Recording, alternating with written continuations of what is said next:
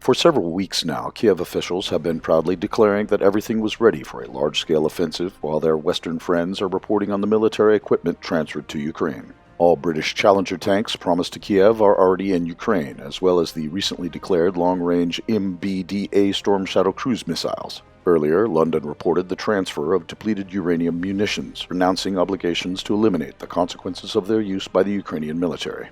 In its turn, Warsaw reported that the West handed over 28 aircraft to Kiev, of which 14 were allocated by Poland, and 575 tanks, including 325 Polish ones. However, Zelensky reiterated that this was not enough, and the counteroffensive was allegedly postponed. The Ukrainian military is waiting for additional military supplies. The Kiev regime, which has always been using soldiers as cannon fodder to slow down the Russian advance, suddenly became worried about heavy losses during the upcoming offensive operations.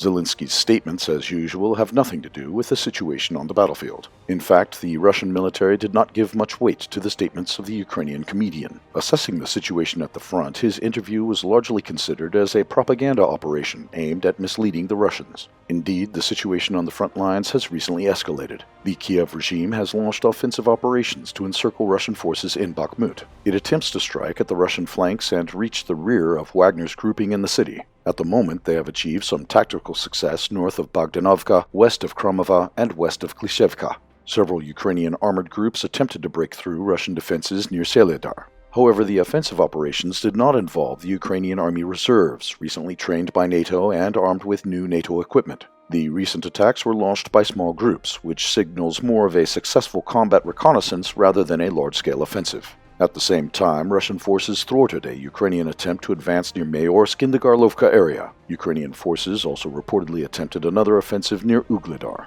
In the Zaporozhye, Kherson, and Lugansk directions, the Ukrainian military is accumulating forces. Another escalation is expected in the Orkov and Guryai-Pol areas. The Ukrainian army is hiding the main direction of the offensive with a series of small attacks. They are yet to achieve any strategically important victories, but the main talking head of Ukraine, Zelensky, is already celebrating their success. The most likely drugged Ukrainian president appealed to his people with an incoherent speech and congratulated the Ukrainian military on great victories that had not yet taken place.